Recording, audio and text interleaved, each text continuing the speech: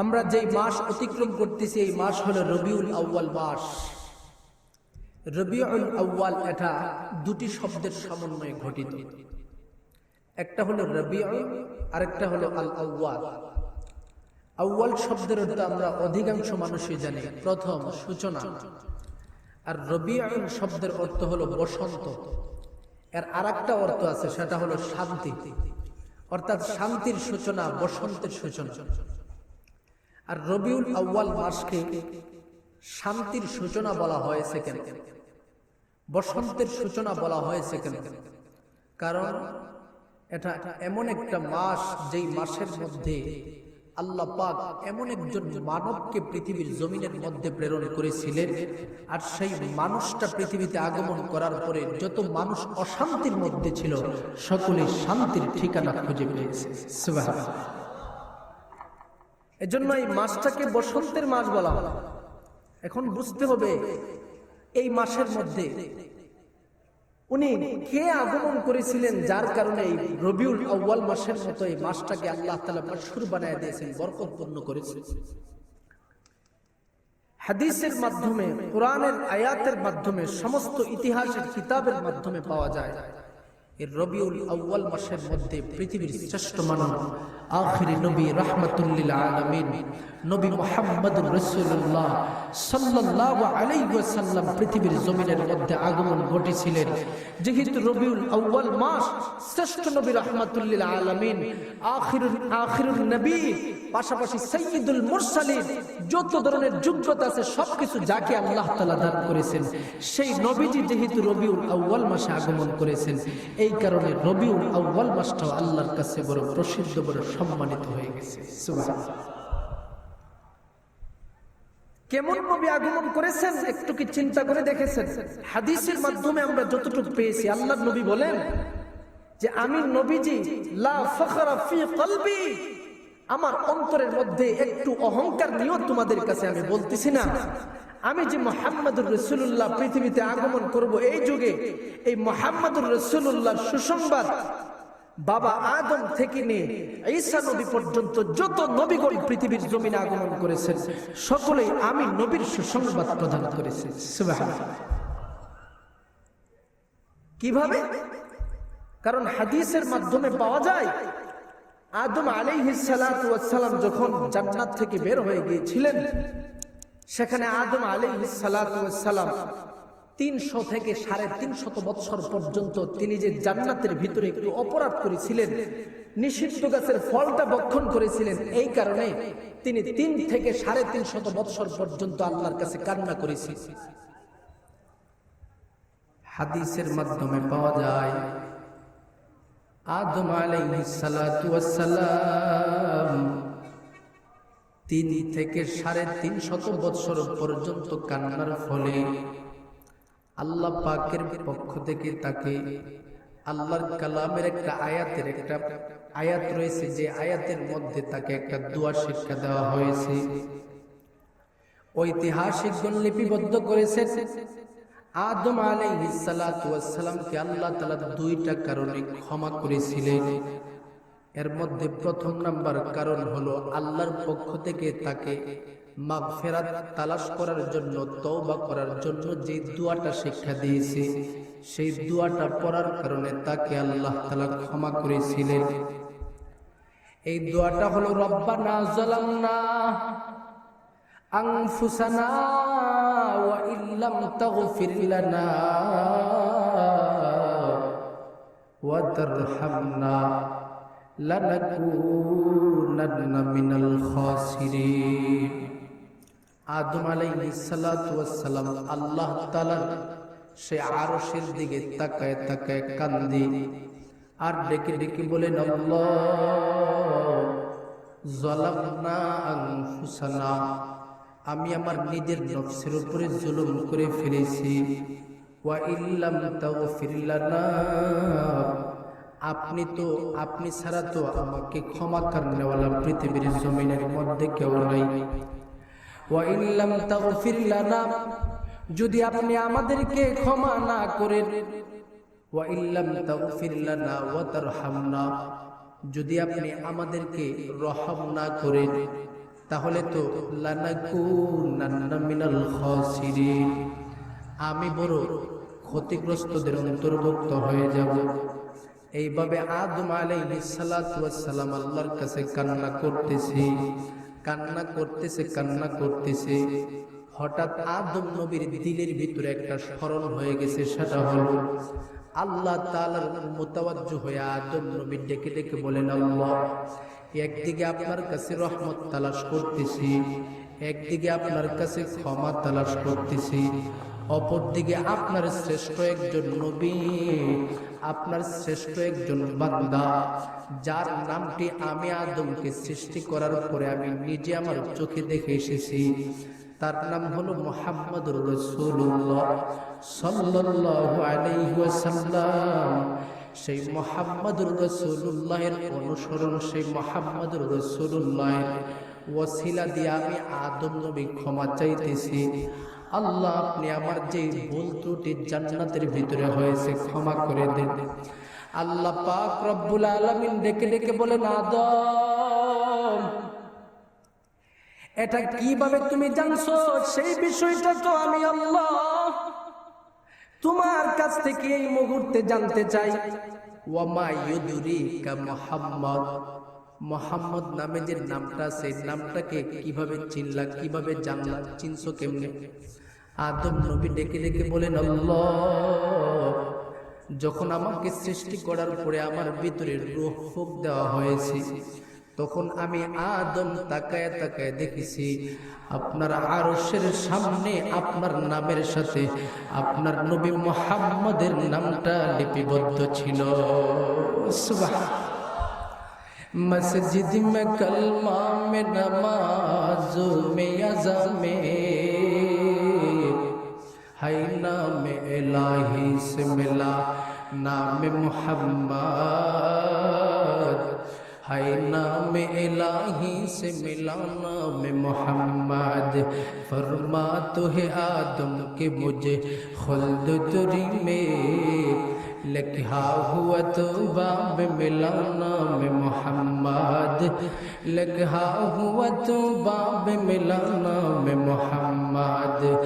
महबूब किया सल्ले अला नाम मुहम्मद, आंखों के दिया दिल के जिला नाम मुहम्मद, आंखों के दिया दिल के जिला नाम मुहम्मद।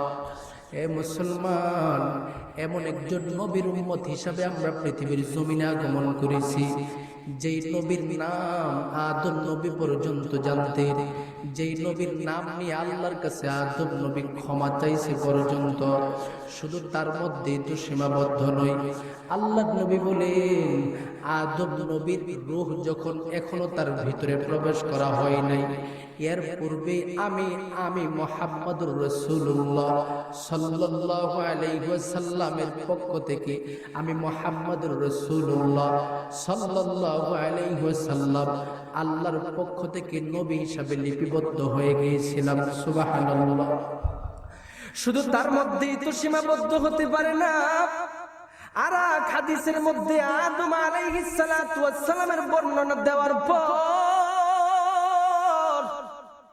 আল্লাহর নবী রাহমাতুল লিল আলামিন সাহাবায়ে কেরামদের সম্মুখে তিনি বর্ণনা দিতেছেন। হঠাৎ একজন সাহাবী জিজ্ঞাসা করলো, সুইলা রাসূলুল্লাহ সাল্লাল্লাহু আলাইহি ওয়াসাল্লাম আন নাফসিহি, আল্লাহর নবীজি সম্পর্কে একজন সাহাবী জিজ্ঞাসা করতেছিল।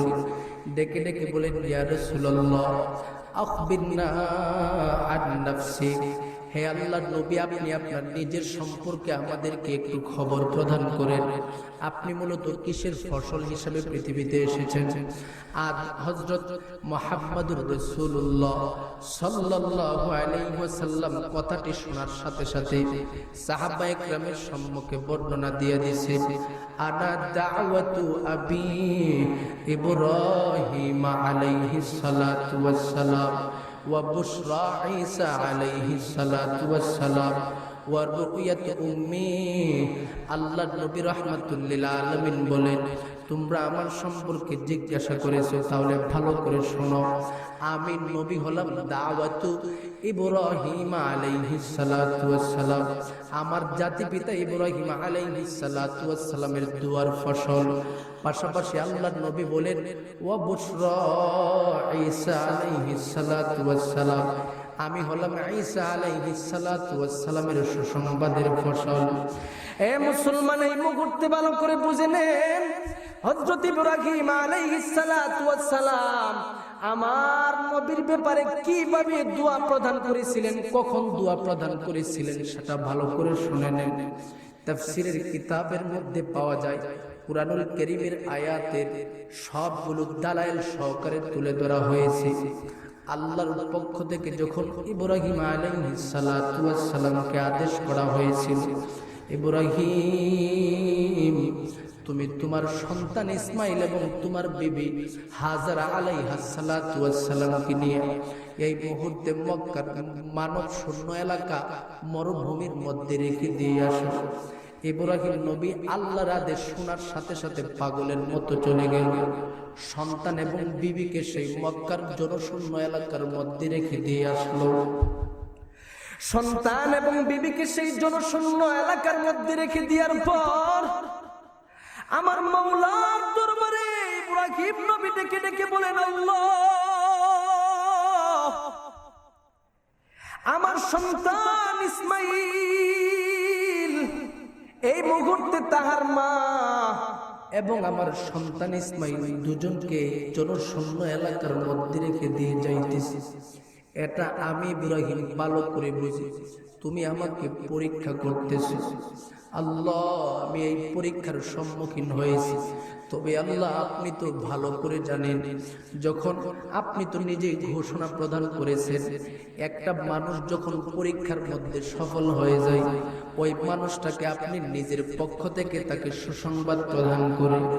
আল্লাহ, আমি আপনার কাছে একটা শুধুমাত্র রিকোয়েস্ট করতেছি, সেটা হলো আমার ইসমাইল এবং তার মা যে এখানের মধ্যে এত কষ্ট করতেছে, সেই কষ্টের প্রতিদান হিসাবে শেষ নবী যাকে পৃথিবীর জমিনের মধ্যে সৃষ্টি না করলে কিছু সৃষ্টি করা হতো না, সেই মুহাম্মদ নামক নবীকে তার বংশের ভিতরে দান করে দিন। সুবহানাল্লাহ।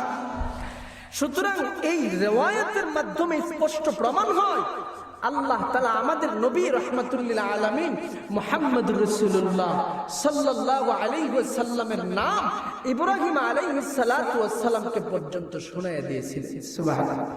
সুতরাং বোঝা যায় ইব্রাহিম নবীও আমার নবীজিকে নিয়ে গবেষণা করতেন যে আমার বংশের ভিতরে শেষ নবী, আখিরি নবী রাহমাতুল লিল আলামিন আগমন করবেন। সুবহানাল্লাহ।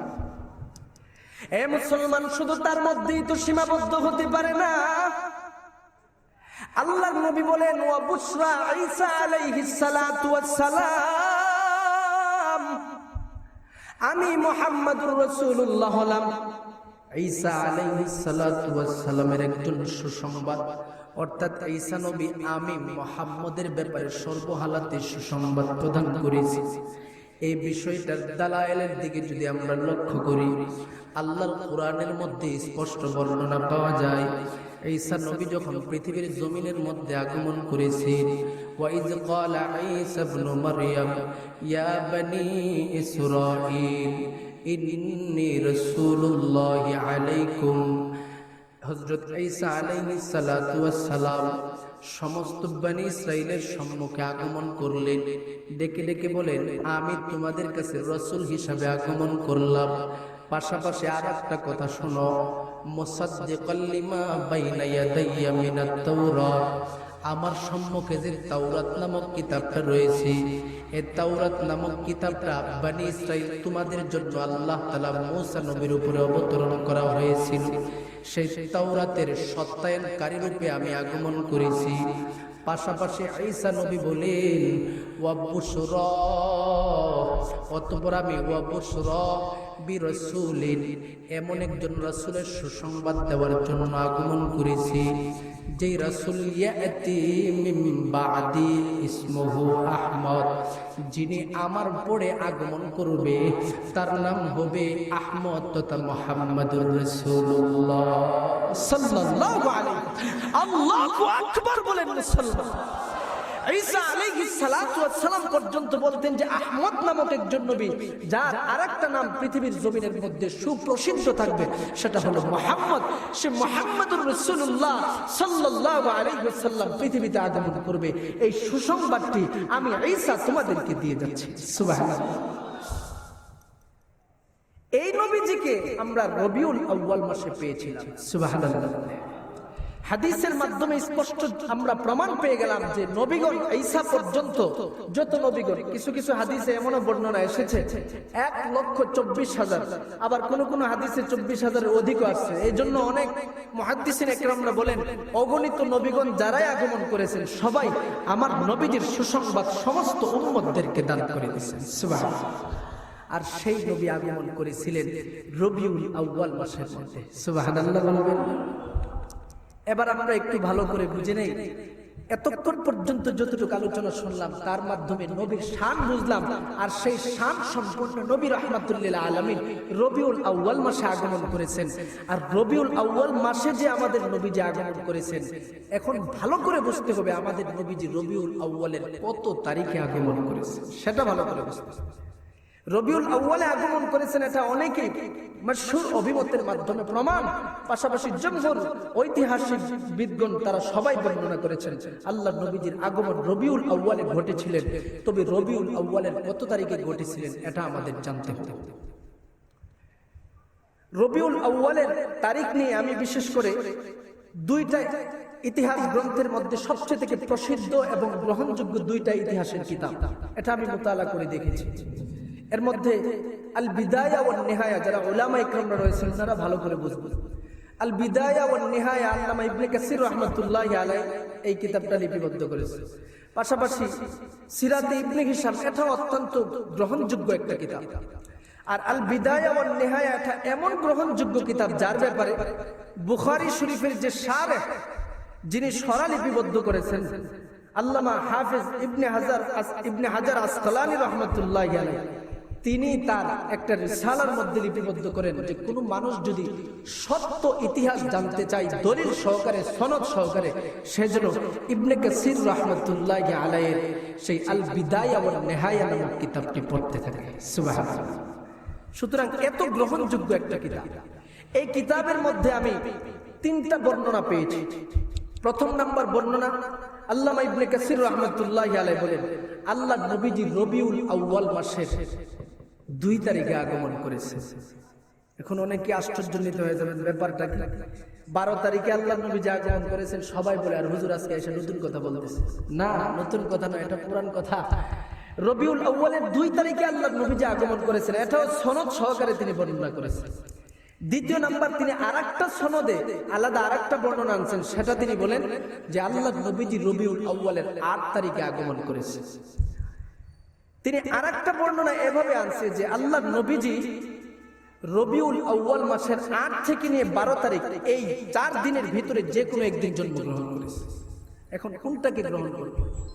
আবার বিভিন্ন, বিশেষ করে সিরাতে ইবনে হিশাম নামক যে কিতাবটি রয়েছে সেখানে আমি যতটুকু দেখেছি, সেখানে দেখেছি আল্লাহ নবী রাহমাতুল লিল আলামিনের ব্যাপারে 4টা মত উল্লেখ করেছেন। এর মধ্যে একটা 2 তারিখে, আরেকটা 8 তারিখে, আরেকটা 12 তারিখে, আরেকটা মত হলো 18 রবিউল আউয়াল। এবার আমার আলোচনার মাধ্যমে আপনাদের কাছে স্পষ্ট হয়ে গেছে যে আল্লাহ নবীজির জন্ম তারিখ নিয়ে সমস্ত ঐতিহাসিক গণের মধ্যে মত পার্থক্য রয়েছে। কথা বলা ঠিক কিনা? কেউ বলতে পারবে না।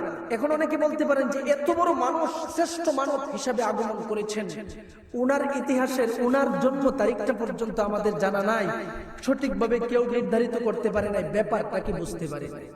এখন আমি উনার জন্ম তারিখের কেন জানা হয় নাই সেই বিষয়টা আপনাদেরকে বলতেছি। সেটা হলো, আমাদের ইতিহাসবিদগণের মধ্যে উলামা ইকরামরা অনেকেই বলে থাকেন, সেটা হলো আল্লাহর নবীজি যখন পৃথিবীর জমিনে আগমন করেছিলেন তখন আল্লাহর নবীজির আম্মাজান শুধুমাত্র একটু ইঙ্গিত পেয়েছিলেন যে তিনি জমানার শ্রেষ্ঠ নবী হিসেবে আগমন করতেছেন। সুবহানাল্লাহ। ওনার আম্মাজান, কারণ স্বপ্নের মাধ্যমে আল্লাহর পক্ষ থেকে জানানো হয়েছিল যে তোমার সন্তানের নাম আহমদ রাখা হবে।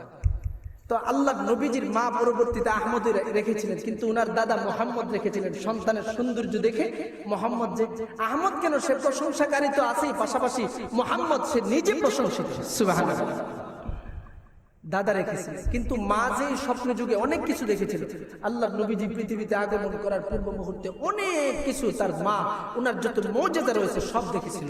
তার মাধ্যমে অনেকটা ইঙ্গিত পেয়েছিলেন যে আল্লাহ নবী তিনি তার মায়ের ঘরে যে এসেছেন তিনি মৌলিকভাবে সাধারণ কোনো সন্তান হিসাবে আসে নাই, মুহাম্মদুর রাসূলুল্লাহ হিসাবে আগমন করবেন, শ্রেষ্ঠ নবী হিসাবে আগমন করবেন, অতটুকু শুধুমাত্র ইঙ্গিত পেয়েছিলেন। এই ইঙ্গিতের কারণে অনেকেই বলে থাকেন হয়তোবা উনার আম্মাজান শুধুমাত্র আল্লাহ নবীজির জন্মের তারিখটা মনে রেখেছিলেন, কিন্তু অধিকাংশ লোকেরা বলেন উনার আম্মাজানও জন্ম তারিখটা মনে রাখতে পারে নাই। কিন্তু উনার আম্মাজান যদিও মনে রাখিয়া থাকতো, এরপরে উনার আম্মাজান তো আল্লাহ নবীজির 6 বছরের অধিক পৃথিবীর জমিনের মধ্যে বেঁচে ছিলেন না। কথা কোন ঠিক কিনা? 6 বছর বয়সে আমার নবীজিকে ছেড়ে ওনার আম্মাজান দুনিয়া থেকে বিদায় হয়ে গিয়েছিলেন, যার কারণে ওনার মা পর্যন্ত ওনার জন্ম তারিখটা বলে যেতে পারে। এই কারণে জন্ম তারিখটা নিয়ে বড় ইখতিলাফ শুরু হয়ে গেছে গোটা জাতির মধ্যে। এবার বিষয় হলো, যদি একজন মানুষের জন্ম তারিখ আমাদের কাছে নির্ধারিতই না থাকে, আর পাশাপাশি ওনার ইন্তেকালের তারিখটা, মৃত্যুর তারিখটা আমাদের কাছে জানা থাকে, আপনারা নিজেদের বিবেকের মাধ্যমে বলেন ওনার মৃত্যু তারিখে কি ওনার জন্ম বাৎসরিক পালন করা সহি হবে? কথা কোন ঠিক কিনা? সহি হবে, সহি হবে, সহি হবে। এটা বিবেকবান মানুষ কখনো স্বীকার করতে পারবে না যে আমরা কিভাবে 12 রবিউল আউয়ালের ব্যাপারে, আমি আল বিদায়া ওয়ান নিহায়া নামক কিতাব দেখেছি, পাশাপাশি সিরাতে ইবনে হিশাম দেখেছি।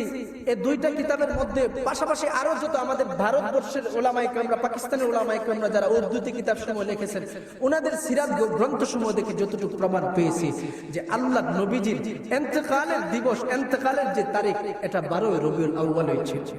সুতরাং এখন আপনারাই বলেন, 12 রবিউল আউয়াল যদি কোনো মানুষ আল্লাহ নবীজির জন্ম উৎসব পালন করে, সে কি আসলেই মৌলিকভাবে আমার নবীর আশিক রাসূল হিসাবে পালন করলো, নাকি ইহুদি নাসারাদের দালালি করলো? কথা কোন? সুতরাং স্পষ্ট প্রমাণ হয়ে যায়, যারা আমার নবীর ইন্তেকালের দিবসের মধ্যে আনন্দ মিছিল করে, ঈদে মিলাদুন নবী মানে ঈদে মিলাদুন নবী নামে বিভিন্ন ধরনের জন্ম উৎসব পালন করে, যত ধরনের আনন্দ মিছিল রয়েছে সবকিছু করে, তাদের ব্যাপারে সুস্পষ্ট ভাষা আমাদের কাছে স্পষ্ট হয়ে গেছে, তারা মৌলিকভাবে ঈদে মিলাদুন নবী মানে না, তারা ঈদে মিলাদুল মাসিহ করে, তথা খ্রিস্টানদের সকল প্রকারের তরিকা আমার এই দেশের মধ্যে পরিচালনা করতেছে। কথা কোন ঠিক কিনা? সুতরাং ঈদে মিলাদুল নবী তারা করে না, এটা ঈদে মিলাদুল মাসিহ তথা হযরত ঈসা আলাইহিস সালাতু ওয়াস সালামের যে তরিকার উপর ভিত্তি করে খ্রিস্টান সম্প্রদায়রা ওনার জন্ম বাৎসরিক পালন করে, এর উপর ভিত্তি করে তারা এইভাবে করতেছে। সুতরাং বোঝা গেছে মান তাশাব্বাহা বিকাউমিন ফাহুয়া মিনহু, যারা খ্রিস্টানদের তরিকা অন্বেষণ করে, খ্রিস্টানদের সাথে তারা সাদৃশ্যপূর্ণ হয়, তাদের হাসর নাসর খ্রিস্টানদের সাথেই হবে। কথা কোন ঠিক কিনা? এখন আপনাদের সম্মুখে আমি আরেকটা কথা স্পষ্ট করে দিচ্ছি। ধরে নিলাম যে আল্লাহ নবীজি 12 তারিখে জন্মগ্রহণ করেছে, ইন্তেকালের দিবসটা ওনারা অনেকেই বলে যে আল্লাহ নবীজির ইন্তেকালের দিবস নিয়ে ইখতিলাফ রয়েছে, অথবা অনেকেই বিভিন্ন ধরনের মত প্রকাশ করে। সেটা হলো যে ইন্তেকালের আল্লাহ নবীজি ইন্তেকাল করেছেন, এটা আমাদের জন্য এত দুঃখের কিসের? কারণ নবীজি আমাদের কাছ থেকে সাময়িক বিদায় নিয়েছে, তিনি তো রওজা আতহারে জীবিত আছে। হ্যাঁ, এটা আমরাও বিশ্বাস করি জীবিত আছে, কিন্তু ইন্তেকাল তো করেছে।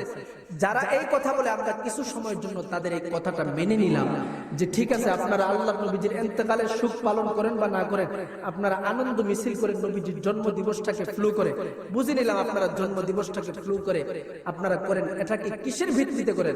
তখন তারা বলবে আমরা এটাকে মুস্তাহাব বান সওয়াব হিসাবে আমরা করে থাকি। তখন আমি বলবো আল্লাহ নবীজি কি মুস্তাহাব সওয়াব বুঝতেন না? কথা কোন না কেন? আল্লাহ নবীজি মুস্তাহাব সওয়াব বুঝতেন নি? নবীজি সাহাবা ইকরামরা সওয়াব বুঝতেন নি? একটা প্রমাণ যদি তারা দেখাতে পারে যে আল্লাহর নবী মুহাম্মদুর রাসূলুল্লাহ সাল্লাল্লাহু আলাইহি ওয়াসাল্লাম জন্ম বাৎসরিক তিনি পালন করেছেন, সাহাবায়ে কেরামরা জন্ম বাৎসরিক পালন করেছেন, তাবিঈগণ জন্ম বাৎসরিক পালন করেছেন, একটা প্রমাণ যদি দেখাতে পারে, আগামী বছর থেকে গোটা কওমে উলামায়ে কেরাম যারা তার বিরোধিতা করে সকল ক্ষেত্রে সবাই মাঠে ময়দানে নেমে আনন্দ মিছিল করবে। কথা কোন ঠিক কিনা? একটা প্রমাণ যদি দেখাতে পারবে না। এখন অনেকেই বলবে যে আল্লাহর নবীজি জন্ম দিবস পালন করছে, এটার প্রমাণ আছে। কি প্রমাণ? তারা বলে আল্লাহর নবীজিকে এক সাহাবী জিজ্ঞাসা করছিল, সুইলা রাসূলুল্লাহ সাল্লাল্লাহু আলাইহি ওয়াসাল্লাম আন সাওমি ইয়াউমিল ইসনাইন, আল্লাহর নবীজিকে সোমবার দিবসে রোজা রাখার বিষয়ে জিজ্ঞাসা করা হয়েছিল। তখন আল্লাহর নবীজি জবাবে বলেছিলেন, এই দিবসে আমি কেন রোজা রাখি জানো? প্রথম নাম্বার কারণ হলো আনা বুলিতু ফিহি, আমি এই দিবসে জন্মগ্রহণ করেছিলাম। দ্বিতীয় নাম্বার হলো ওয়া ইউনাজ্জিলু ইলাইয়া ফিহি, পাশাপাশি আমি নবীর উপরে কুরআনুল কারীম এই মাসে এই দিবসের মধ্যে সোমবারের দিবসে অবতরণ করা হয়েছে। সুবহানাল্লাহ। এই কারণে আমি নবীজির সোমবারের জন্ম তারিখ জন্ম দিবস উপলক্ষে আমি রোজা রেখে থাকি। এখন আমি বলবো এই হাদিসের মাধ্যমে কি জন্ম বাৎসরিক পালন করার প্রমাণ হয় নাকি জন্ম দিবস পালন করার প্রমাণ হয়? জন্ম দিবস পালন করার প্রমাণ হয়। সুতরাং সুন্নত তরিকা হলো কেউ যদি আল্লাহর নবীজির জন্ম দিবস পালন করতে চায় তাহলে তার জন্য জরুরি হলো, উচিত হলো সে প্রত্যেক সাপ্তাহিক সোমবারে রোজা রাখবে। কথা কোন ঠিক কিনা? আশিক রাসূল যে কতটুকু এটা প্রমাণ হয়ে যাবে সোমবারে প্রত্যেক সপ্তাহে রোজা রেখে দেখা। কথা কোন ঠিক কিনা? কারণ আল্লাহর নবী যে এইভাবে রোজা রাখতেন। পাশাপাশি আরেকটা তাদের কাজের সাথে আরেকটা বিপরীত হলো আল্লাহর নবীজির জন্ম দিবসে রোজা রেখেছে আর তারা করে কি? কথা কোন না কেন? তারা করে এই। তাহলে নবীর কাজের সাথে তাদের কাজের কোনো মিল আছে? প্রথম নাম্বার তারিখ এবং দিবসের সাথে মিল নাই, দ্বিতীয় নাম্বার কাজের সাথেও মিল নাই। দুই বিষয়ের মধ্যে ইখতিলাফ রয়েছে। তুমি আবার কিভাবে দাবি করো তুমি আশিক রাসূল? কথা কোন ঠিক কিনা? এবার আসে আল্লাহর নবীজির আমলের মাধ্যমে প্রমাণ হয়েছে আল্লাহর নবীজির জন্ম বাৎসরিক পালন করে নাই। এখন আমরা বলবো যে নবীজি দুনিয়া থেকে বিদায় হয়ে যাওয়ার পূর্বে একটা ঘোষণা দিয়ে গেছে, ক্বালা রাসূলুল্লাহ সাল্লাল্লাহু আলাইহি ওয়াসাল্লাম খায়রুল কুরুনি করনি সুম্মাল্লাযীনা ইয়ালুনহুম সুম্মাল্লাযীনা ইয়ালুনহুম। আল্লাহর নবী রাহমাতুল লিল আলামিন মুহাম্মাদুর রাসূলুল্লাহ সাল্লাল্লাহু আলাইহি ওয়াসাল্লাম বলেন, আমি নবীজির বর্তমানে যে যুগের মধ্যে রয়েছে এই যুগটা হলো বর্তমান সমস্ত যুগের চেয়ে থেকে সবচেয়ে থেকে উত্তম যুগ। অতঃপর আল্লাহর নবী বলেন দ্বিতীয় নাম্বার হলো সুম্মাল্লাযীনা ইয়ালুনহুম, আমার পরে সাহাবায়ে কেরামের যুগটা হলো সবচেয়ে থেকে উত্তম যুগ। তৃতীয় নম্বরে আল্লাহর নবী বলেন সুম্মাল্লাযীনা ইয়ালুনহুম, সাহাবীদের যুগের পরের যুগটা হলো তাবিঈগণের যুগ, সেটাও উত্তম যুগ। সুতরাং এই খায়রুল কুরুনের দিকে আমরা তাকায় দেখি আল্লাহর নবীজির জন্ম তারিখ তো ওই সময় এসেছিল, জন্ম বাৎসরিক তো ওই যুগে ছিল, কিন্তু সেই খায়রুল কুরুনের মধ্যে সাহাবীদের যুগে তারা আল্লাহর নবীজির জন্ম তারিখ পালন করেছে কিনা, জন্ম তারিখের মধ্যে জন্ম উৎসব তারা পালন করেছে কিনা। তাবিঈগণের ইতিহাসের দিকে তাকায় দেখেন তাবিঈগণ উত্তম যুগের মানুষ হওয়ার পরেও তারা জন্ম উৎসব পালন করেছে কিনা। অথচ আপনি যত ইতিহাস গ্রন্থ সমস্ত আলেম উলামা সবাইকে আপনি জিজ্ঞাসা করবেন, সবার পক্ষ থেকে একটাই আওয়াজ, না না, সাহাবায়ে কেরামরাও মুহূর্তের জন্য জন্ম উৎসব পালন করে নাই, তাবিঈগণ জন্ম উৎসব পালন করে নাই, তাবিঈগণ জন্ম উৎসব পালন করে নাই। সুতরাং খায়রুল কুরুনের মধ্যে যেহেতু জন্ম উৎসব পালন করে নাই, এখন যদি আল্লাহর নবীজির সেই জন্ম তারিখটাকে সামনে রাখিয়া কোনো মানুষ জন্ম উৎসব পালন করতে থাকে, তারা বুঝাইতে চায় তারা যেন সাহাবায়ে কেরামদের চাইতে কি বড় আশিক রাসূল হয়ে গেছে। কথা কোন ঠিক কিনা?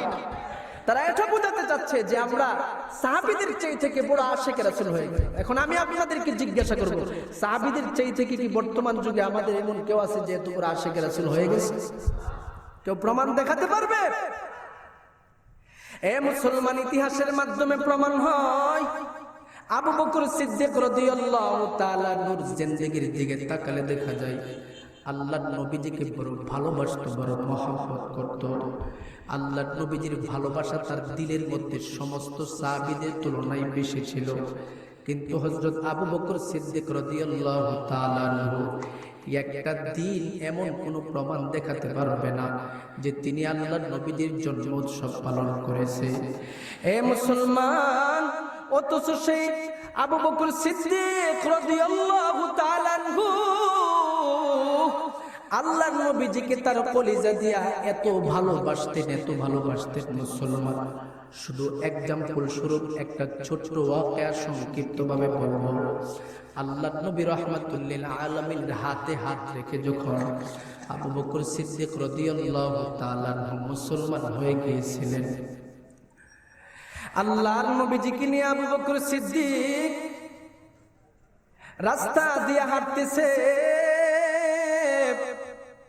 হঠাৎ দেখা যায় মক্কার কাফের মুশরিকিনদের পক্ষ থেকে কিছু যুবক সন্তানদেরকে লিলিয়ে দেওয়া হলো যে এই মুহূর্তে মুহাম্মদ এবং আবু বকর আগমন করতেছে। আবু বকরের উপরে একটা আঘাত করবে না, তবে মুহাম্মদকে যদি সুযোগ পাও এই মুহূর্তে দুনিয়া থেকে বিদায় করে দেবে। নাউজুবিল্লাহ বলো। এই কথাটা বলার সাথে সাথে যুবক সন্তানেরা এসে আমার নবীজির উপরে ঝাঁপিয়ে পড়ল। ঝাঁপিয়ে পড়ার সাথে সাথে আবু বকর সিদ্দিক রাদিয়াল্লাহু তাআলা সমস্ত যুবকদের দিকে তাকায় তাকায় ডেকে ডেকে বলেন, এর সমস্ত মক্কার যুবকদের দল, আমি আবু বকর তোমাদের কাছে একটা পয়গাম প্রদান করতেছি। সেটা হলো, আমি আবু বকর তোমাদের সম্মুখে এখনো দাঁড়ানো রয়েছি। আমার সম্মুখে মুহাম্মদুর রাসূলুল্লাহ সাল্লাল্লাহু আলাইহি ওয়াসাল্লামকে মুহূর্তের জন্য আঘাত করবা না। তোমরা আমি আবু বকরের উপরে আঘাতের পর আঘাত করো, সেটা মেনে নিব, কিন্তু মুহাম্মদুর রাসূলুল্লাহ সাল্লাল্লাহু আলাইহি ওয়াসাল্লামকে আমার সম্মুখে মুহূর্তের জন্য আঘাত করবা না। কথাটি বলার সাথে সাথে আমার নবীজির সম্মুখে আবু বকর সিদ্দিক যখন এই ঘোষণাটা প্রদান করলো, মক্কার সমস্ত যুবকেরা আবু বকরের কথাও শুনে নাই। এই মুশরিকিনরা আমার নবীজির উপরে পালাক্রমে যখন আঘাতের পর আঘাত শুরু করে দিল, আবু বকর সিদ্দিক রাদিয়াল্লাহু তাআলা আনহু আল্লাহর নবীজির উপর আঘাতের নিদর্শনটা দেখার সাথে সাথে মুসলমান একটা মুহূর্তের জন্য সহ্য করতে পারে নাই। রাহমাতুল লিল আলামিনের শরীর মুবারকের উপরে তিনি ঝাঁপিয়ে পড়ল, যাতে করে আল্লাহর নবীর শরীর মুবারকে একটা আঘাত না পড়ে। সকল প্রকারের আঘাত যেন আবু বকর সিদ্দিকের উপরে পড়ে যায়। এ মুসলমান, এইভাবে মক্কার মুশরিকিনদের আঘাত সহ্য করতে করতে করতে করতে আবু বকর সিদ্দিক রাদিয়াল্লাহু তাআলা তার শরীর থেকে রক্ত এমন ভাবে বের হয়েছে যার কারণে তিনি সেন্সিয়ার হয়ে গেল, অজ্ঞান হয়ে গেল। কিছুক্ষণ পরে ওনার এলাকা থেকে ওনার গোত্রের অনেক সন্তানের আগমন করলো। আবু বকর সিদ্দিককে তার বাড়িতে উম্মুল খায়ের নামক তার আম্মা জানের সম্মুখে নিয়ে গেল। অতঃপর ডেকে ডেকে বলেন, আবু বকরের মা, তোমার সন্তান আবু বকরের উপরে মক্কার মুশরিক যুবকেরা যেইভাবে আঘাত করেছে, আমাদের মন বলে আবু বকর আর দুনিয়ার জমিনের মধ্যে বেঁচে থাকবেন। কিছুক্ষণ পরে দেখা গেল মুসলমান আবু বকর সিদ্দিক রাদিয়াল্লাহু তাআলা আনহুর হুঁশ ফিরে আসলো। হঠাৎ সমস্ত যুবকেরা ডেকে ডেকে বলেন, আবু বকরের আম্মা, আপনার যেই সন্তানটি তার শরীর থেকে যেই পরিমাণে ব্লাডিং হয়েছে, তার শরীর থেকে রক্তক্ষরণ হয়েছে, তোমার সন্তানটি তো আর হাঁটাচলা করতে পারবে না, যার কারণে তাকে একটু ভালো শক্তিশালী খাবার ভক্ষণ করা। আবু বকর সিদ্দিকের সম্মুখে কিছু শক্তিশালী খাবার নেওয়া হলো। আবু বকর সিদ্দিক মায়ের চেহারার দিকে তাকাইয়া চোখের পানি ছেড়ে দিয়া কান্না ভরা কণ্ঠ নিয়ে ডেকে ডেকে বলেন, আম্মু, এই মুহূর্তে তুমি যদি আমাকে খাবার দাও, আমি আবু বকরের কলিজা, আমি আবু বকরের অন্তর সেই খাবার চাই না রে মা। কারণ আমি আবু বকর নিজে দেখেছি আমার সম্মুখে রাহমাতুল লিল আলামিন মক্কার সমস্ত মুশরিকিনদের সম্মুখে আঘাতের পরে আঘাতের সম্মুখীন হয়েছে। আমি আবু বকরের মন বলে আমার নবী মুহাম্মদুর রাসূলুল্লাহ মনে হয় দুনিয়া থেকে বিদায় হয়ে গেছে। মা ডেকে ডেকে বলে, সন্তান, মুহাম্মদের কথা শুনেছি তিনি নাকি এখনো বেঁচে আছে। আবু বকর সিদ্দিক বলেন, যতক্ষণ পর্যন্ত আমার নবীর মুহাব্বতের সেই হাসিটা দেখতে না পারবো ততক্ষণ পর্যন্ত আমি আবু বকর আমার মুখের মধ্যে একটা পরিমাণ লোকমা পর্যন্ত গ্রহণ করব না। আবু বকর সিদ্দিক রাদিয়াল্লাহু তাআলা আনহুর আম্মা জান উম্মুল খায়ের পাগলের মতো আবুল আরকাম নামক ব্যক্তির বাড়িতে আমার নবীজি ছিলেন। তার বাড়িতে চলে যায়, অতঃপর রাহমাতুল লিল আলামিনের সম্মুখে দাঁড়ায় দাঁড়ায় আবু বকরের আম্মা জান ডেকে ডেকে বলেন, ইয়া রাসূলুল্লাহ, ইয়া হাবিবাল্লাহ, আমার সন্তান আবু বকর আপনি নবীর চেহারা থেকে যতক্ষণ পর্যন্ত বরকতপূর্ণ হাসিটা না দেখবে ততক্ষণ পর্যন্ত সে দুনিয়াবি কোনো খাবার ভক্ষণ করবেন। ইয়া রাসূলুল্লাহ, আপনি তার দিকে তাকায় একটু হাসি দেন। আল্লাহর নবীজি বড় কষ্ট করে হাসিটা দিয়া চোখের পানি ঝরনার মতো ছেড়ে দিয়া ডেকে ডেকে বলেন, আবু বকর, দুনিয়ার সবার ঋণ আমি মুহাম্মদ নিজের পক্ষ থেকে পরিশোধ করতে পারবো, কিন্তু আমি মুহাম্মদ তুমি আবু বকরের ঋণ কখনো পরিশোধ করব না। আল্লাহু আকবার বলে। যার কারণে আমার নবী রাহমাতুল লিল আলামিন ডেকে ডেকে বলেন, এ সমস্ত উম্মতের দল, আমার আবু বকরের জিন্দেগিটা আমি নবীর জন্য এইভাবে বিসর্জন দিয়েছি, এইভাবে মুজাহাদা করেছি, এইভাবে উৎসর্গ করেছি। ভালো করে শুনিয়া নাও, লাউ কুনতুম মুত্তাখিদান খলিলান গায়রা রাব্বি লাত্তাখাযতু আবা বকরান খলিলা। আমি নবী যদি দুনিয়ার জমিনের মধ্যে আমার প্রভুকে ছাড়া অন্য কাউকে মহব্বতের পাত্র বানাইতাম, খলিল হিসাবে গ্রহণ করতাম, লাত্তাখাযতু আবা বকরিন খলিলা, অবশ্যই অবশ্যই আমি নবীজি আবু বকর সিদ্দিককে বন্ধু হিসাবে গ্রহণ করতাম। সুবহানাল্লাহ। এ মুসলমান, আল্লাহর নবীজি সে আবু বকরের ব্যাপারে এত সুন্দর সুসংবাদ প্রদান করেছেন। এ মুসলমান, শুধু তার মধ্যেই তো সীমাবদ্ধ হতে পারে না। আবু বকর সিদ্দিক রাদিয়াল্লাহু তাআলা নূর জিন্দেগীর দিকে তাকালে দেখা যায় আমার নবীজির জন্য তিনি কত উৎসর্গ করছেন। মদিনার দিকে হিজরত করতেছেন, রাস্তা দিয়ে চলতেছেন, হঠাৎ আমার নবীজি তাকায় তাকায় দেখে আবু বকর সিদ্দিক রাদিয়াল্লাহু তাআলা আনহু একবার আমার নবীজির ডান দিকে যায়, আবার আমার নবীজির বাম দিকে যায়, আবার আমার নবীজির সামনের দিকে যায়, আবার পিছনের দিকে যায়। আল্লাহর নবী ডেকে ডেকে বলেন, আবু বকর, ব্যাপারটা কি বুঝতে পারি নাই, তুমি কি পাগল হয়ে গেলে নাকি? তুমি একবার কেন আমার ডান দিকে যাও, আবার কেন বাম দিকে যাও, আবার কেন সামনে যাও, আবার কেন পিছনে যাও? আবু বকর সিদ্দিক ডেকে ডেকে বলেন, ইয়া রাসূলুল্লাহ, আমি যখন আপনার সামনের দিকে চলে যাই আমার ধারণা হয় না যেন মক্কার সেই বেঈমান কাফের মুশরিকেরা আপনার পিছন দিক থেকে আঘাত করার জন্য আগমন করি, যার কারণে আমি পাগলের মতো আপনার পিছনের দিকে চলে যাই, তাদের আঘাতটা যেন আমি আবু বকরের উপরে সর্বপ্রথম করি। সুবহানাল্লাহ। ইয়া রাসূলুল্লাহ, যখন আমি আপনার পিছনের দিকে চলে যাই হঠাৎ আমার অন্তরের মধ্যে একটা ধারণা সৃষ্টি হয়ে যায়, না যেন মক্কার কাফির বেঈমানেরা আপনি নবীজির ডান দিক থেকে তারা আক্রমণ করার জন্য আগমন করে, যার কারণে আপনার ডান দিকে আমি আবু বকর চলে যাই। যখন ডান দিকে চলে যাই হঠাৎ মনে মনে ধারণা করি, না যেন আমার নবীজির বাম দিক থেকে আক্রমণ চলে আসে। ইয়া রাসূলুল্লাহ, আপনার সাথে আমি সফর সঙ্গী থাকা অবস্থায় যদি আপনার উপরে মক্কার মুশরিকিনদের পক্ষ থেকে কোনো আঘাত চলে আসে, তার কারণে আপনি যদি দুনিয়া থেকে বিদায় হয়ে যান, সেই হাসরের ময়দানের মধ্যে আমার মাওলার দরবারে আমি আবু বকর কি জবাব দিব? ইয়া রাসূলুল্লাহ, ওই হাসরের ময়দানের মধ্যে আমি আমার মাওলার দরবারে কি জবাব দিব? আমার মাওলা যদি ওই সময় ডেকে ডেকে বলে, আবু বকর, আমি এমন একজন নবী পৃথিবীর জমিনের মধ্যে সৃষ্টি করেছিলাম, সেই নবীজির কদর তুমি আবু বকর বুঝতে পারো না। তোমার সামনে আমার এই মহব্বতের মানুষটাকে দুনিয়া থেকে বিদায় করে দিছি।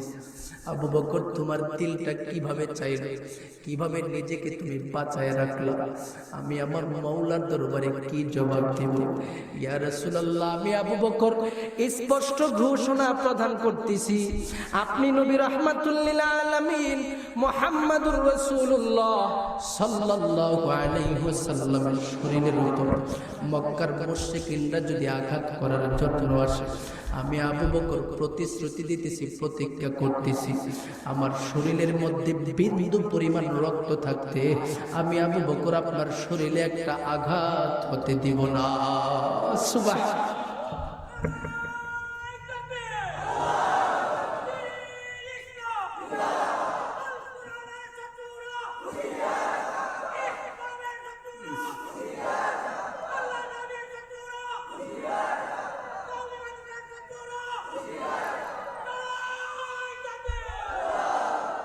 सहाबा के कानून हमें कायम करेंगे, सहाबा के कानून हमें कायम करेंगे, यहूद का हुकूमत हमें नहीं मानेंगे, यहूद का हुकूमत हमें नहीं मानेंगे, इस्लाम की हुकूमत हमें कायम करेंगे, काफिर के हुकूमत हमें नहीं मानेंगे, काफिर के हुकूमत हमें नहीं मानेंगे, इस्लाम की हुकूमत हमें कायम करेंगे, नसरा की हुकूमत हमें नहीं मानेंगे, नसरा की हुकूमत हमें नहीं मानेंगे। मेरा कुरान,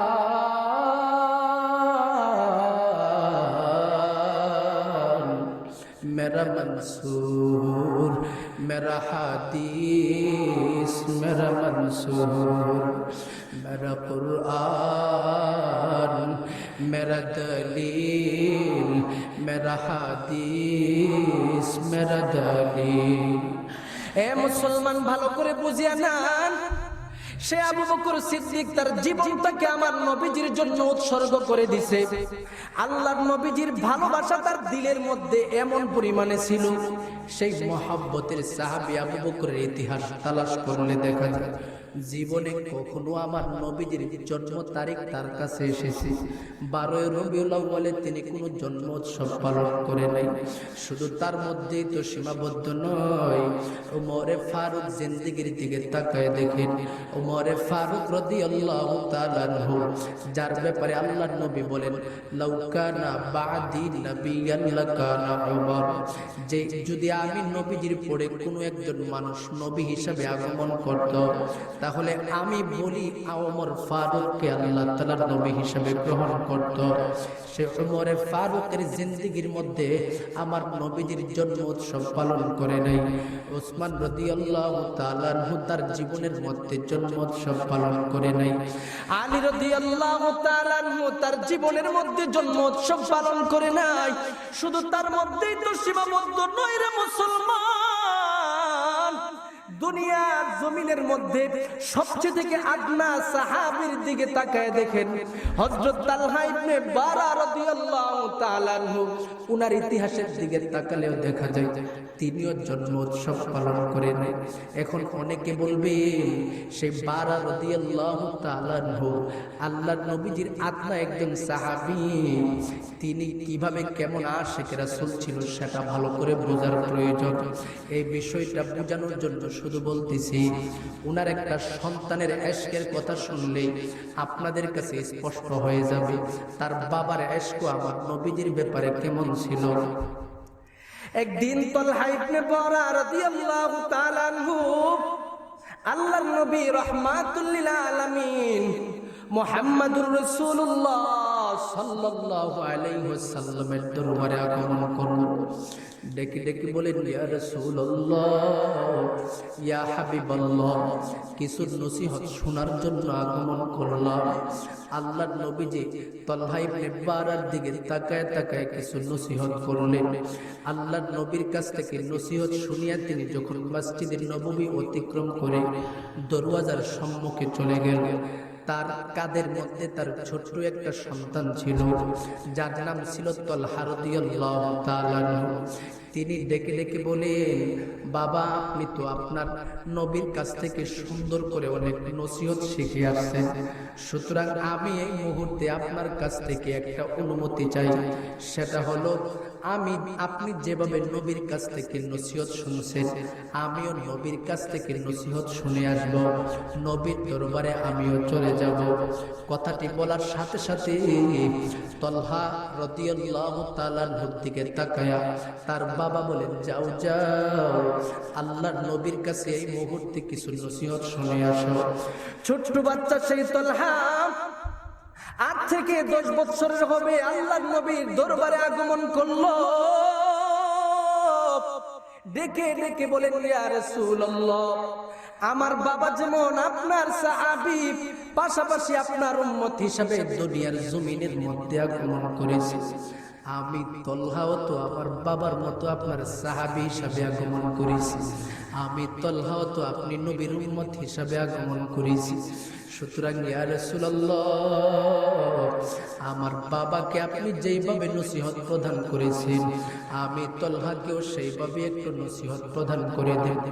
আল্লাহর নবী বলেন, তালহা, তোমাকে আমি নসিহত প্রদান করতেছি, তুমি বেশি বেশি করে আমি নবীজিকে ভালোবাসবা, এটাই আমার পক্ষ থেকে নির্দেশ। কারণ আল্লাহর নবী বলেন, লা ইউমিনু আহাদুকুম হাত্তা আকুনা আহাব্বা ইলাইহি মিন ওয়ালিদিহি ওয়া ওয়ালাদিহি ওয়ান নাসি আজমাইন।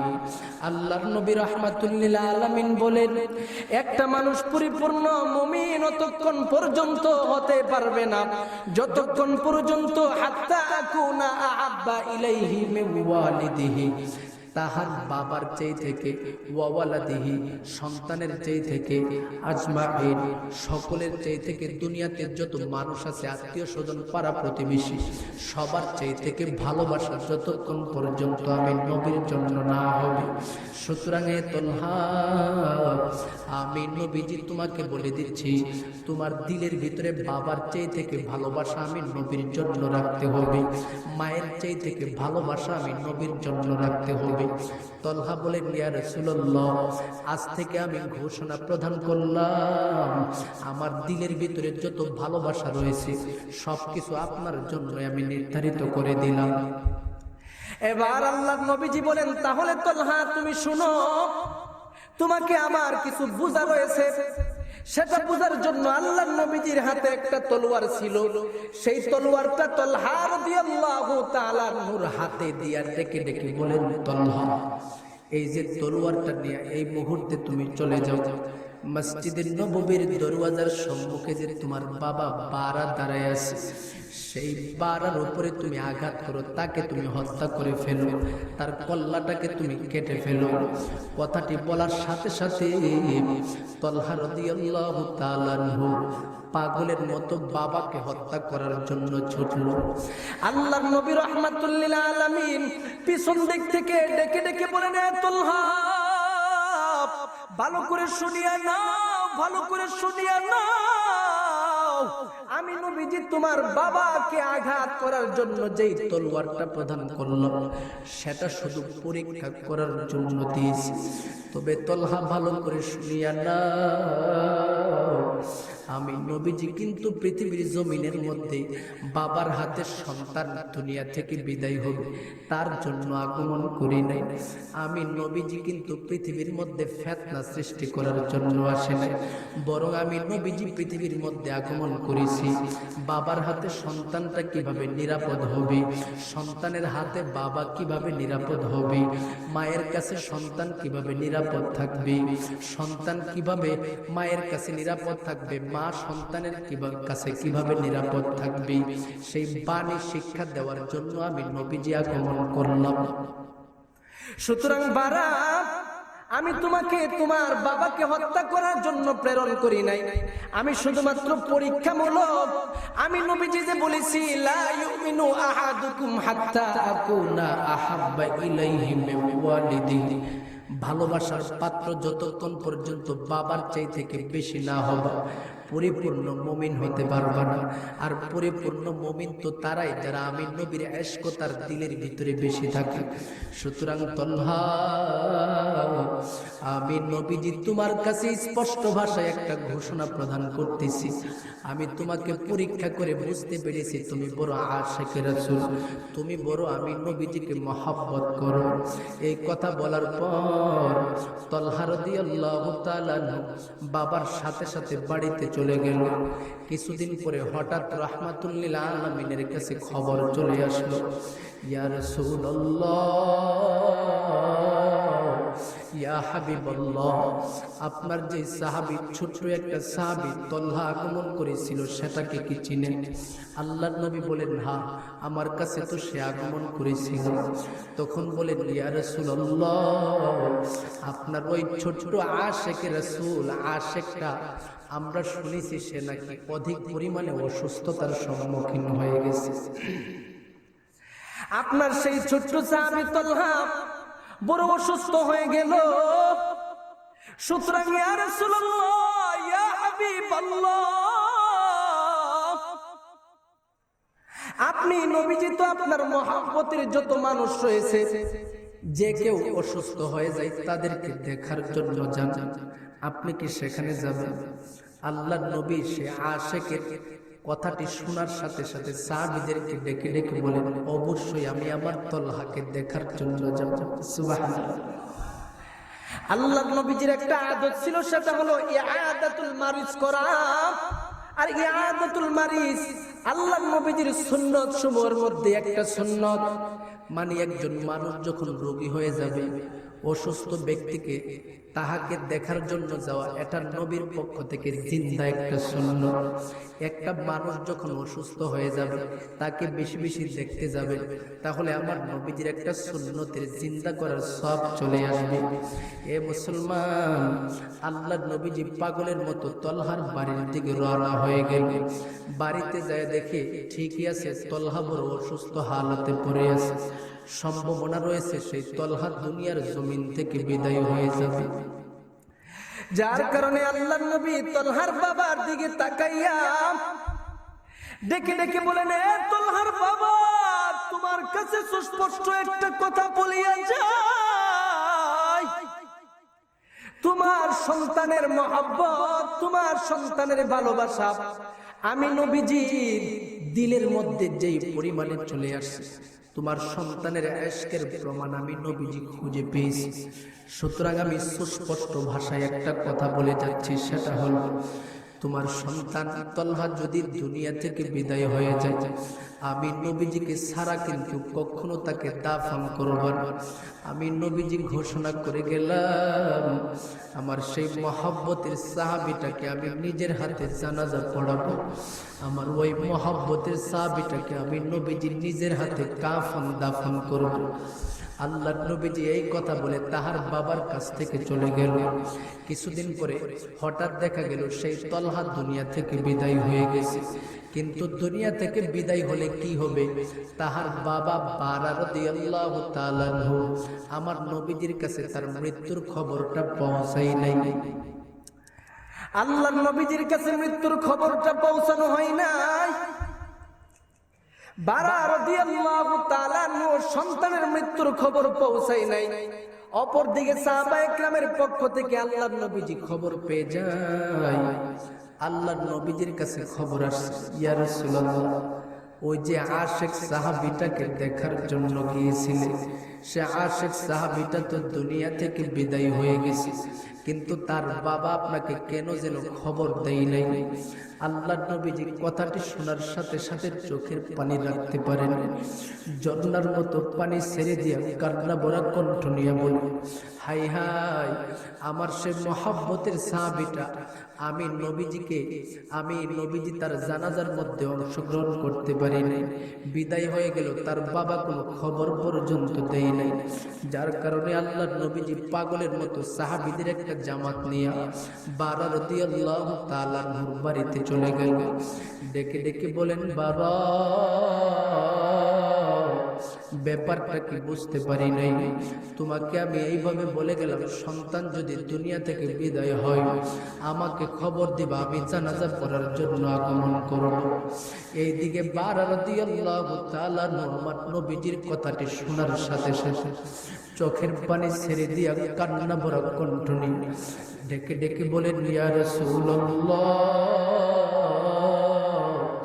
ইয়া হাবিবাল্লাহ, আমার সন্তান বারা যখন দুনিয়া থেকে বিদায় হবে তার পূর্বক্ষণে আমি বাবা বারার দিকে তাকাইয়া ডেকে ডেকে বলেন, বাবা,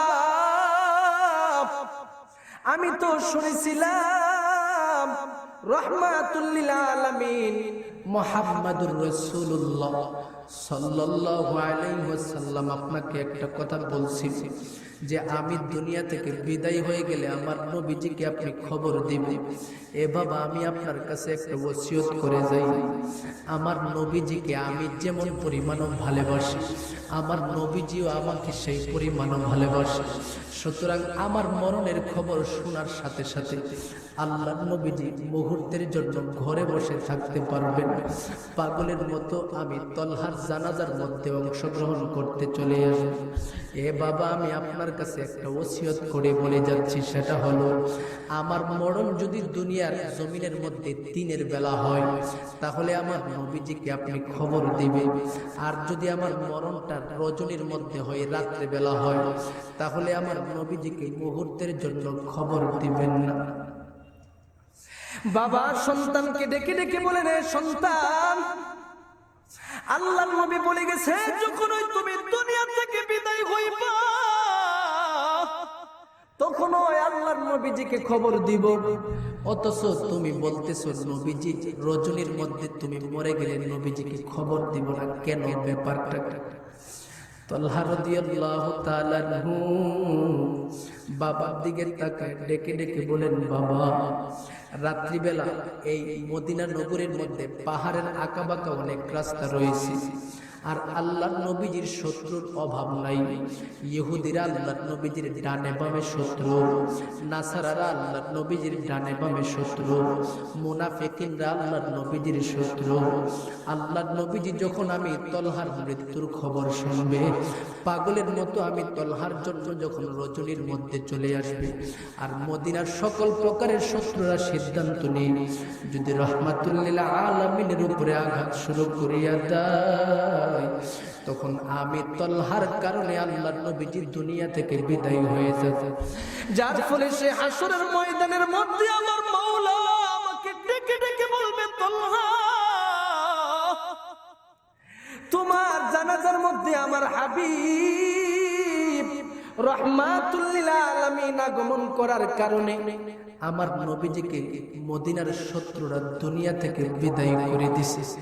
এ তলহা, তুমি তার জবাব দিয়ে যাও। এ বাবা, তুমি বলো আমি আমার মাওলার দরবারে সেই নবীর ব্যাপারে কি খবর দিব? আর আমার নবী যদি দুনিয়া থেকে বিদায় হয়ে যায়, আমি তলহার জন্য দুনিয়া আখিরাত কোনো কিছু কোনো প্রয়োজন নাই। সুতরাং আপনাকে আমি স্পষ্ট করে বলতেছি, আমার নবীজি যেন দুনিয়া থেকে বিদায় না হয় এমন একটা সময় আল্লাহর নবীজিকে খবর দিবা। অর্থাৎ দিনের বেলা মারা গেলে আল্লাহর নবীজিকে খবর দিবা, রাত্রি বেলা মারা গেলে আল্লাহর নবীজিকে খবর দিবা না। এ মুসলমান, এই ঘটনার মাধ্যমে যেই বিষয়টা প্রমাণ হয়, আল্লাহর নবীজির আদনা সাহাবা একরামরা, ছোট ছোট সাহাবা একরামরা আল্লাহর নবীজিকে এত ভালোবাসতেন, এত মহব্বত করতেন। এই মহব্বতের পরিমাণ ধারাবাহিকভাবে একের পর এক যদি বর্ণনা করা হয়, সারাটা রাত পর্যন্ত চলে যাবে, সেই মহব্বতের বর্ণনা শেষ হবে না। সুতরাং এত মহব্বতের সাহাবা একরামের ইতিহাস তালাশ করলে আল্লাহর নবীজির জন্ম দিবসে জন্ম উৎসব পালন করেছে এমন কোনো প্রমাণ কোথাও পাওয়া যায় না। কথা কোন ঠিক কিনা? সুতরাং পরিষ্কার ভাষায় বলছি, যারা বর্তমানে সাহাবা একরামের উপরে নিজেদের আয়েশকে, নিজেদের মহব্বতকে প্রাধান্য দিতে চায়, তারা মৌলিকভাবে সাহাবী বলা জিন্দেগি অন্বেষণ করতে চায় না। তারা আমার এই দেশের সংখ্যাগরিষ্ঠ মুসলমান, সরল মানা মুসলমানের দিলের ভিতরে বসে মুসলমানদের ঈমানকে ধ্বংস করতে চায়। কথা কোন ঠিক কিনা? সুতরাং তাদের কাছ থেকে নিজেদের ঈমানকে হেফাজত করতে হবে। কারণ মুসলমান, আল্লাহর নবীজির যুগে ইবাদত হিসাবে যেইগুলো ছিল না, ইবাদত হিসাবে সাহাবীদের যুগে যেইগুলো ছিল না, তাবেঈদের যুগে যেই সিস্টেম ছিল না, যেই নিয়ম, যেই ইবাদত হিসাবে কোনো তরিকা ছিল না, সেটা যদি বর্তমান যুগের মধ্যে প্রতিষ্ঠা করা হয়, সেটা হলো নব আবিষ্কৃত বিষয়। আর নব আবিষ্কৃত বিষয়ের ব্যাপারে আল্লাহর নবী বলেন, সকল প্রকারের নব আবিষ্কৃত বিষয় কুল্লু বিদআতিন দালালা, সকল প্রকারের নব আবিষ্কৃত বিষয় হলো বিদআত। আর যত প্রকারের বিদআত রয়েছেন, ওয়া কুল্লু দালালাতিন ফিন্নার, দুনিয়াতে যত পথভ্রষ্টতা রয়েছেন, সকল প্রকারের পথভ্রষ্টতা হলো জাহান্নামীদের অন্তর্ভুক্ত। কথা কোন ঠিক কিনা? সুতরাং জাহান্নাম থেকে যদি নিজেদেরকে বাঁচাতে চাই, প্রথমে জরুরি হলো পথভ্রষ্টতা থেকে নিজেকে বাঁচাতে হবে। পথভ্রষ্টতা থেকে যদি নিজেকে বাঁচাতে চাই, বেদাত থেকে নিজেকে বাঁচাতে হবে।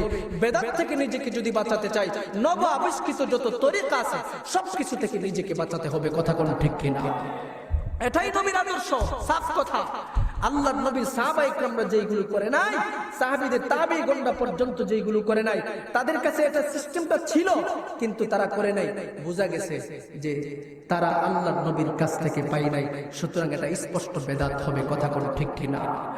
না হইলে তো আমরা তো জানি আল্লাহর নবীজির এমন প্রমাণ যদি আমরা সাহাবা ইকরামদের কাছ থেকে পাইতাম, শুধু আমরা না, মক্কা নগরীর মধ্যে, মদিনা, মক্কা, গোটা জগতের মধ্যে আল্লাহর নবীজির জন্ম বাৎসরিক পৃথিবীর জমিনের মধ্যে সবচেয়ে থেকে বড় কেককে সামনে রেখে কাইটা আল্লাহর নবীজির জন্ম বাৎসরিক পালন করতো। কথা কোন ঠিক কিনা? যদি সাহাবা ইকরামরা করতো। সুতরাং আমরা প্রমাণ পাই না। যারা প্রমাণের ব্যাপারে আপনাদের সম্মুখে বিভিন্ন ধরনের বিভ্রান্তমূলক বক্তব্য দেয় না, তারা মিথ্যা প্রতিপন্ন করতেছে। না হয়তো আপনারা এই মাদ্রাসার মধ্যে উলামা ইকরামরা রয়েছেন, যদি কেউ দলিল সহকারে এইভাবে বলে যে সাহাবীরা এটা করছে, আল্লাহ নবীজি করছে, তাহলে কান ধরে মাদ্রাসার মুতাইম সাহেবের কাছে আনবেন, আইনা বলবেন যে হুজুর জিজ্ঞাসা করেন তো এই হাদিসের মধ্যে কোথাও পাইছে সাহাবা ইকরামরা কোথায় এই কাজটা করছে, পাশাপাশি তাবেঈগণ কোন জায়গার মধ্যে আল্লাহ নবীজির জন্ম বাৎসরিক এইভাবে ঈদে মিলাদুন নবী হিসেবে উৎসব পালন করেছে। এটা একটু একে বলেন, আপনাকে দেখা যায় তো যদি হুজুরের সামনে সে দাঁড়ায় যায়, তখন বুঝতে পারবেন ভালো করে যে আসলে সে মৌলিকভাবে দলিল দেয় না, আপনাদেরকে মিথ্যা প্রতিপন্ন করে ইসলাম তথা মুসলমানিত্ব থেকে আপনাদেরকে দূরে সরানোর অপচেষ্টা করেছে। কথা কোন ঠিক ঠিক ঠিক? সুতরাং এই ব্যাপারে সকলেই সতর্ক থাকতে হবে। না হয়তো আল্লাহ বলেন ওয়ারাফা'না লাকা যিকরাক, রাহমাতুল লিল আলামিনের সর্বোচ্চ মর্যাদা আমি আল্লাহ দান করেছি। সুতরাং তার মর্যাদার সবকিছু তো রিচার্জ করে আমাদের উলামা সমাজ যারা সারা দিন 24 ঘন্টা, বিশেষ করে বাংলাদেশের মধ্যে যে বিষয়টা প্রমাণ হয়, বাংলাদেশে যত শিক্ষা প্রতিষ্ঠান রয়েছে আপনি খবর নিয়ে দেখেন সবচেয়ে থেকে বেশি কারা কিতাবাদি নিয়ে মুতালা করে, দ্বীনে ইসলাম নিয়ে বেশি গবেষণা করে কারা, লাস্ট পর্যন্ত খবর একটাই পাবেন, এই কওমি মাদ্রাসার মতো যে সমস্ত ছাত্ররা রয়েছে এই মাদ্রাসার মধ্যে শেষ রাতে জাগ্রত হয়ে এমনও ছাত্র রয়েছে এই সমস্ত কওমি মাদ্রাসার মধ্যে ঈশানের সময় কিতাব নিয়ে বসে ফজরের সময় সেই কিতাব মুতালা শেষ করে উঠে। কথা কথা ঠিক ঠিক আছে না? আপনারা প্রমাণ দেখবেন কওমি মাদ্রাসায়। সুতরাং এভাবে রিচার্জ করতে করতে করতে করতে ওনারা বের করতে পায় নাই। আর আপনারা রিচার্জ না করে মহিলাদের এক পুরুষ সহশিক্ষার অন্তর্ভুক্ত যেই মাদ্রাসাগুলি রয়েছে, যেগুলিকে আমরা আলিয়া বলে থাকি, সব মাদ্রাসা খারাপ না আলিয়া, তবে অধিকাংশ মাদ্রাসা আমরা দেখি সহশিক্ষা তার মধ্যে প্রতিষ্ঠা করা হয়, ছেলে মেয়ে একসাথে। ছেলেরাও কোনো আমল ঠিক নাই, পায়ের নিচ পর্যন্ত তাদের যে প্যান্ট রয়েছে সেই প্যান্টগুলি পরে থাকে, পাশাপাশি পাঞ্জাবি তো সুন্নত তরিকায় পরেই না অধিকাংশ মাদ্রাসা আমি দেখেছি। আমি এগুলি প্র্যাকটিস করে এসেছি, দেখে এসেছি তাদের অবস্থা। সুতরাং তারা কতটুকু পরে এটা আমাদের জানা আছে। এই হালকা অল্প অল্প রিচার্জ করার মাধ্যমে তারা আল্লাহর নবীজির জন্ম উৎসবের খবর পেয়ে যায়। আর সারাদিন সারা রাত পর্যন্ত কওমি মাদ্রাসার সন্তানেরা ছোট থেকে নিয়ে বড় পর্যন্ত লেখাপড়া করে, তারা এইগুলির কোনো খবর পায় না।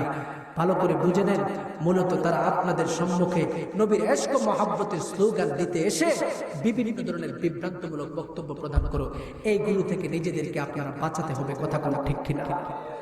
এজন্য সচেতন হন। যুক্তিতেও তো ধরে না যে মৃত্যু দিবসে একটা মানুষের কিভাবে জন্ম উৎসব পালন করব, পাশাপাশি যুক্তিতে যদি ধরেও সাহাবা একরামরা করে নাই, সেটা আমি কেন করব, কথা কোনো ঠিক কিনা। এজন্য আমি আর আলোচনা লম্বা করব না। মুসলমান, আর একটা শেষ কথা আপনাদের সম্মুখে বলতেছি। আল্লাহ নবীজির মর্যাদা আল্লাহ তাআলা বাড়ায় দিয়েছেন। সেই নবীজির ইজ্জতকে, সেই নবীজির সম্মানকে হেফাজত করা আল্লাহ তাআলার কাছে নিয়েছেন। পাশাপাশি উম্মতে মুসলিমাকে পরীক্ষামূলক একটা ঘোষণা দিয়ে দিয়েছেন, যখন পৃথিবীর জমিনের মধ্যে তোমাদের নবী, এই মহব্বতের নবী রাহমাতুল লিল আলামিন মুহাম্মদুর রাসূলুল্লাহ সাল্লাল্লাহু আলাইহি ওয়াসাল্লামকে নিয়ে পৃথিবীতে কেউ কটাক্ষ করে, কেউ ব্যঙ্গচিত্র করে, তোমরা যদি মুসলমান সন্তান হয়ে থাকো ঘরে বসে থাকবে না। এই বিষয়টা আল্লাহ নবীজি বলে দিয়েছেন। সুতরাং পরিষ্কার ভাষায় বলছি, আমাদের বাংলাদেশ নয়, সারা পৃথিবীতে বিভিন্ন নাস্তিক মুরতাদদের ব্লগ থেকে, ফেসবুকের মাধ্যমে, বিভিন্ন যোগাযোগ মাধ্যমে আমরা একটা বিষয় খুঁজে পাচ্ছি, সেটা হলো আমাদের নবীজিকে নিয়ে বিভিন্নভাবে তারা কটূক্তি করতেছে, ব্যঙ্গচিত্র করতেছে, কথা বলা ঠিক কিনা।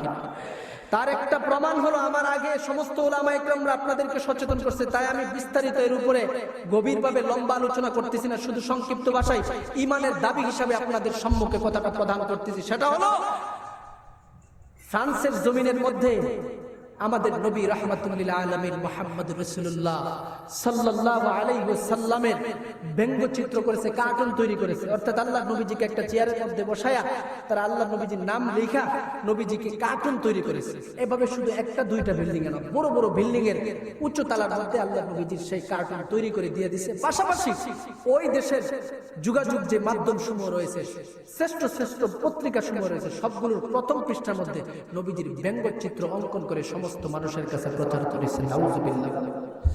মুসলমান, পরিষ্কার ভাষায় বলছি, আল্লাহর নবীজির ভালোবাসার স্লোগান তো আমরা দেই, আল্লাহর নবীজির ইশকের স্লোগান তো আমরা দেই, অথচ আল্লাহর নবীজির ব্যঙ্গচিত্র তারা নাস্তিক মুরতাদেরা, পাশাপাশি ইহুদি নাসারারা ফ্রান্সের জমিনের মধ্যে তারা করতে চাচ্ছে। আর আমরা মুসলমান জমিনের মধ্যে এখনো মিষ্টি বিতরণ নিয়ে জমিনের মধ্যে বসবাস করতেছি। এটা কখনো হতে পারে না।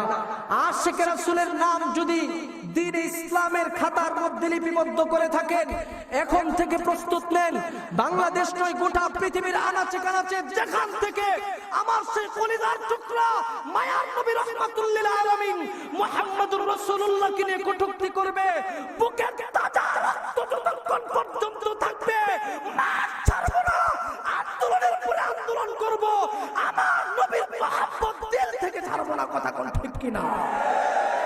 সুতরাং যাদের কলিজার ভিতরে আমার নবীর মহব্বত রয়েছে, প্রতিবাদ করতে হবে। প্রতিবাদের ভাষা সিস্টেম আমাদের বাংলাদেশে রয়েছে, সেটা হলো সরকারের কাছে দাবি জানানো। আমাদের তো এর চেয়ে থেকে বেশি ক্ষমতা নাই। অস্ত্র নিলে বলবে জঙ্গি হয়ে গেছে, তারা মাঠে ময়দানে জঙ্গি, এমনিতেই তো জঙ্গি বলতেছে, এগুলি নেওয়ার মতো আমাদের কোনো ক্ষমতা নাই। তবে আমাদের একটা শুধুমাত্র আমি খুঁজে যতটুকু বের করেছি দুইটা ক্ষমতা রয়েছে।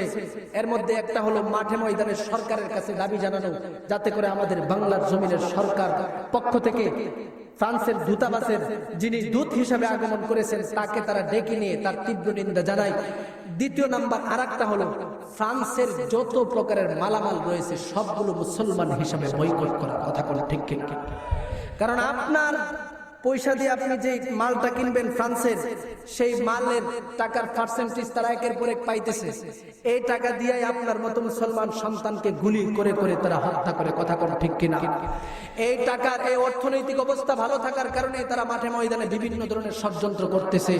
সুতরাং আমি আপনাদের কাছে একটা কথাই বলে দিয়ে যাচ্ছি, যদি নবীর ভালোবাসা দিলের ভিতরে অল্প কিছু পরিমাণ থাকে, যখন এই মাদ্রাসার প্রিন্সিপাল সাহেব, আপনাদের মাদ্রাসার দারুল উলুম চলিতাতলা মাদ্রাসার প্রিন্সিপাল সাহেব, তিনি যখন আপনাকে স্পষ্ট করে বলবে আপনাদের সবাইকে যে তোমরা এই মুহূর্তে মাঠে ময়দানে নামো, এই মুহূর্তে জিহাদ করতে হবে, কারা কারা জিহাদ করার জন্য নবীর ইজ্জতকে হেফাজত করার জন্য প্রস্তুত রয়েছেন, আল্লাহকে হাতটুকু দেখায় দেয়। নারে তাকবীর! হাত নামান, হাত নামান। সুতরাং আপনাদের কাছে অতটুকু মেসেজ আমি প্রদান করে দিয়ে যাচ্ছি। আমার পূর্বে তো অনেক উলামা ইকরামরা বলে গেছেন, এই জন্য আমি আর বেশি বলি নাই, বেশি তথ্য দেই নাই। আজকে আমাদের হেফাজতে ইসলাম বাংলাদেশের পক্ষ থেকে প্রতিবাদ মিছিল হয়েছে, সেখানে কয়েকটা দাবি দেওয়া হয়েছে। যদি দাবিগুলি না মানা হয় হঠাৎ ডাক দেওয়া হবে। এজন্য আপনারা সবাই প্রস্তুত থাকবেন। উলামা ইকরামরা যেখান থেকে ডাক দিবে সেখান থেকে আপনারা প্রস্তুত হয়ে মাঠে ময়দানে কাজ করার চেষ্টা করবেন। ইনশাআল্লাহ রাজি আছেন তো? ইনশাআল্লাহ।